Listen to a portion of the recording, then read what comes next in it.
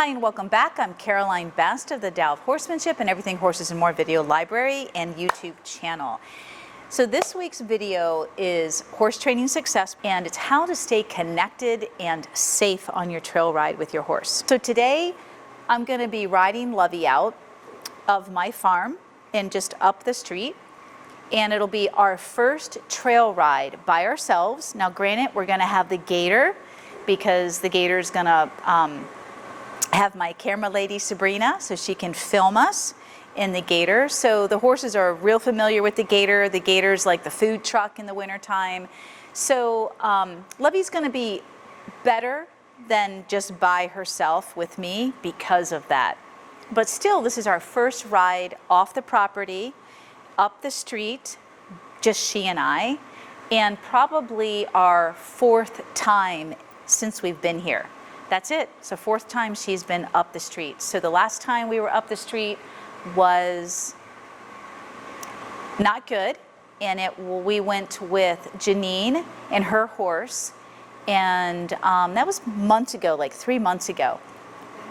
And with Ben, my nephew was doing a photo shoot and some video, but he was walking, and Janine and I were riding our horses, and we went farther than I'm going to go today because I learned, and we went up and Lovey hit a threshold and started the old racehorse popping up, flipping her head around and trying to spin around and go back home. No bolting or anything crazy like that, but at that point with all that tension and she was just coming undone, I got off, Janine got off, and we walked back. No problem at all. So today's video, I chose Lovey because of that situation, and she's the most green with trail riding. And I learned from that previous experience that we're not going to go that far today. Plus, we're going to be by ourselves, no other horse or rider with us, and we're just not going to push it. And so when we filmed this video today of me riding Lovey, I'm going to be narrating, so you guys are going to hear me explain and talk about what's going on. There's a lot going on. I think we did a really good job showing you all how to take your time to stay connected and what connected looks like, the feedback from your horse, as well as when it's time to get off, get back on, when to stop, when to pause, when to push, when to keep checking all these buttons. So there's a lot going on that you guys are going to see. So let's talk a little bit about training on a trail ride, so to speak, or taking your horse out on a recreational ride, whether it's by yourself or with other people. So as you know, this month I'm dedicating to training or developing horses holistically, mindfully, and strategically. I say strategically because it's absolutely necessary to think like this when we are teaching and our student, the horse, is learning. So strategically means to think and behave in a way that relates to the achievement of long-term or overall aims and interests. So this trail ride is long-term. How can I set Lovey and I up for a positive experience and success? So it's definitely about strategy. So as I mentioned last week, I love the Chinese proverb as it relates well to teaching and learning for us and horses. And it goes like this: tell me and I will forget. Show me and I might remember. Involve me, engage me, and I will understand. And that's such a great proverb for so many aspects of our life. So today's video, again, is about staying connected and safe, feeling safe and being safe with your horse on a trail ride. So how many times have you been told or showed how to move a horse around or separate them if they're buddy sour on the trail, or push them through something that they are unsure of when riding out in a group or by yourself? How many times? I get these emails all the time, so I know everyone is still being told this nonsense. So most of my students have, and most of them have gotten scared or hurt doing this, listening to their instructor, their trainer, or others that they've depended on. Oh, just keep kicking your horse. Just keep spinning them around. Separate them. Push them. So what they've not been properly taught is how these tactics will escalate in an already escalated horse. And so this just sends you and your horse into even more stress, confusion, frustration, and fear. So I don't know about you, but I don't want that for my horse, nor do I want to ride that. It's not that I'm scared personally, or I can't ride my horse through it. I don't want to. I don't want to stress them out, and it's not enjoyable to ride a horse that is so stressed they are about to come undone. So how can we ride a horse on a trail ride if we're both too worked up? We can't. So my point in this video is why go there. Don't let it get to that point. That's the strategy. So again, in this video, I'm about to show you with Lovey many different strategies I have to keeping connected, engaged with her, and safe, so that we both enjoy this, and it is a excellent experience for Lovey that we can continue to build on. Again, the key word here in this video is strategy. Maybe the whole month is strategy, and developing a strategy that will set you and your horse up for success and confidence.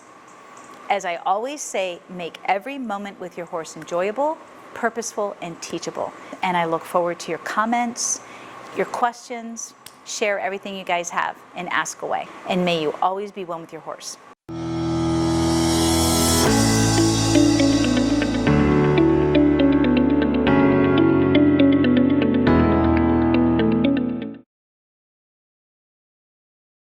All right, so here I am with my girl Lovey. You guys already know what this video is all about. I'm gonna narrate, and we are right in the little paddock between my two barns. There's a lot going on. My mowers are there today mowing.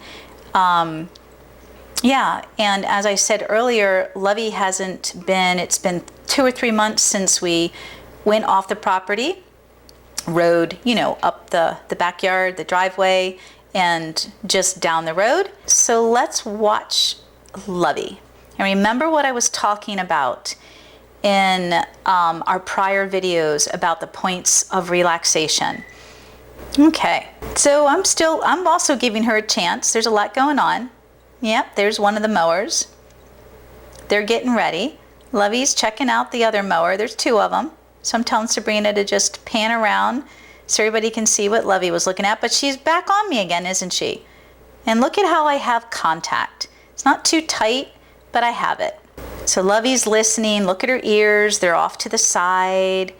That's the best point of relaxation. Sabrina's just showing you guys all the noise. Got another mower over here. And then Lovey's got to walk up to their big van so you guys can watch as she's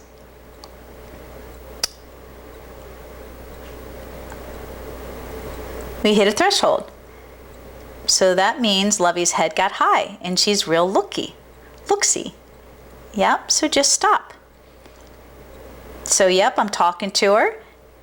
She's like, well, Mom, I'm ready to go back. There's a lot to look at. Let her take it in. Let her check it out. I'm still one-handed. Serena's just making us sick. So the back of the shed has a ton of crap, like most people's farms, just extra stuff that we keep on hand. So let her check it out. A curious horse is the opposite of a fearful horse. If they're too afraid, they'll stop, drop a shoulder, spin, and get the hell out, right? So she's licking and chewing, scratching an eyeball. She's like, yep, I'm looking at everything, Mom. But the reason why I'm one-handed is not to show off.